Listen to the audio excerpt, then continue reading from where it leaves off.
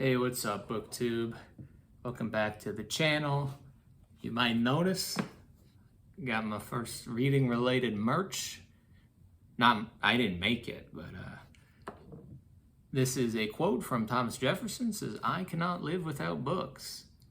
Now, I was at a wedding in Charlottesville this past weekend, and I had the great opportunity to visit Monticello, which is Thomas Jefferson's home for many, many years. And I went with a friend of mine, and we got grounds passes to walk around the manor, so to say, the gardens and a cemetery. And we didn't actually get to go in the house, but everything else was cool. It was blazing hot though. I was sweating so bad. But of course, went to the gift shop, saw this shirt. I was like, I gotta get it. Then I saw John Meacham's biography of Thomas Jefferson called The Art of Power, and I bought that too. So that's it. Monticello was great. The views were spectacular. It was a perfect summer day, other than the heat. But so green, and the rolling hills and mountains in the background were stunning.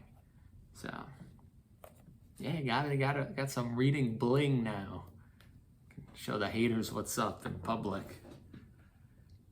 Anyways, you can probably tell by the title of this video, we're talking about Oedipus today. Oedipus Rex, King Edipus, Oedipus the King, Oedipus Tyrannos. Now, why am I talking to you about Oedipus today? Is that an Oedipal thing of me to do? Who knows? No, I know. We're talking about Oedipus because I found this little mass market paperback of Oedipus the King at Goodwill yesterday. Why was I at Goodwill buying books? I was dropping books off to get rid of them, and I bought two. So bear with me. And I found this little mass market paperback, and it's from Pocket Books, which is an imprint, or was, of Simon & Schuster. And this is the Enriched Classics series from Pocket Books. And it's just the one play. It's just Oedipus the King. It's not the trilogy of Theban plays. It's just the first one.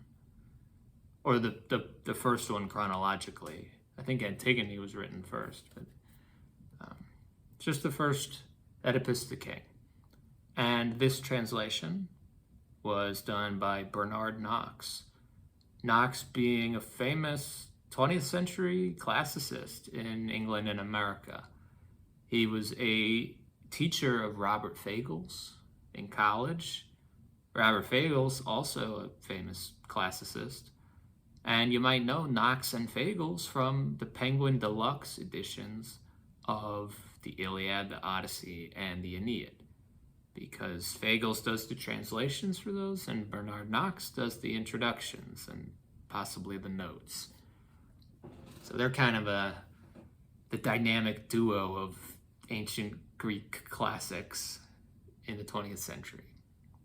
So Knox did this translation in the 1950s, I believe for Encyclopedia Britannica, so that they could use this translation as a simple prose version to film videos of actors acting out this play for the edification of younger actors, to try and see how it's done.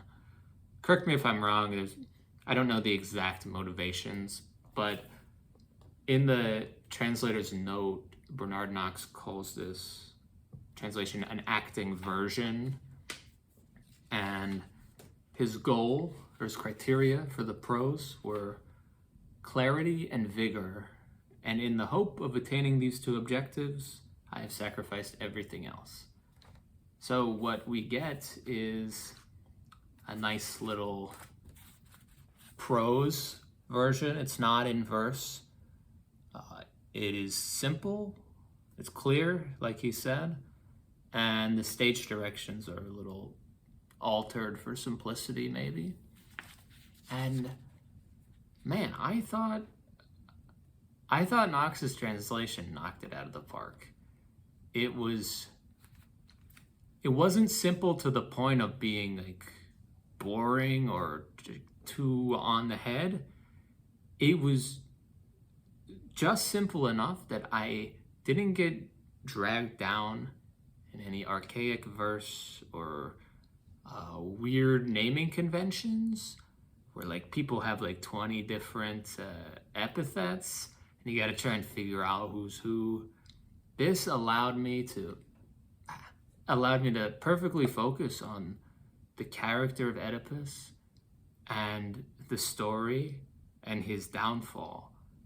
And I focused on it intensely because I had 100% picture of what was happening at all times. And I thought that was great. This probably isn't like the end all be all, like best translation ever of Sophocles. Probably not even in the top 5. But for the purpose of like a beginner study of Sophocles or Edipus, I thought this was fantastic. Now, I think if you're watching this channel, you should know the story of Edipus, but I'll go over quick who and what he is. He's the king of Thebes at the start of the play, and at birth he was prophesied by Apollo to kill his father and to marry his mother. So of course, his parents try to get rid of him and kill him, but a shepherd takes pity on little baby Edipus, and he actually just gives him away to a different farmer who takes him, and Edipus lives far away in Corinth, I believe, without his parents knowing that he's alive. And Edipus gets adopted by the king and queen of Corinth, so he becomes a prince there. And Edipus later comes back to Thebes. He defeats the Sphinx, who has been terrorizing Thebes, and he becomes king of Thebes. So the reason he becomes king of Thebes is because Oedipus's first father, his biological father, was killed by a robber, or an alleged robber, while traveling, and there was an open vacancy for the kingship. So Edipus has been king for a while now at the start of the play, and there's a plague going on, and people are dying, and crops are withering. So they send somebody to the oracle at Delphi. It's Apollo's seer, prophesier, and the word comes back that whoever killed King Laius, the former king, has to be revealed before the plague can stop. And of course, Edipus is the one who killed his father accidentally. He didn't know it was his father. But as king, he feels responsible for his people, and he tries to get to the bottom of who killed the former king, which of course is Edipus. And as he gets further and further into demanding answers from different people and finding out things, it's a whole descent into horror and madness as he figures out what he's done. And it's absolutely brilliant what Sophocles was doing. And he's in the 5th century BC. Absolutely brilliant. The way that the Edipus, he seems like a decent guy other than the killing. He's noble and he's honorable, and he just happened to kill his father and marry his mother. And is there a moral lesson from this? This is what I was considering while reading the play. The first time I read this play, I was like, Apollo is so crappy. Like, why would he make the prophecy that Oedipus is going to kill his dad and marry his mom? Like, that's stupid. Apollo's like making Oedipus do this. Like, Oedipus doesn't have any choice in the matter.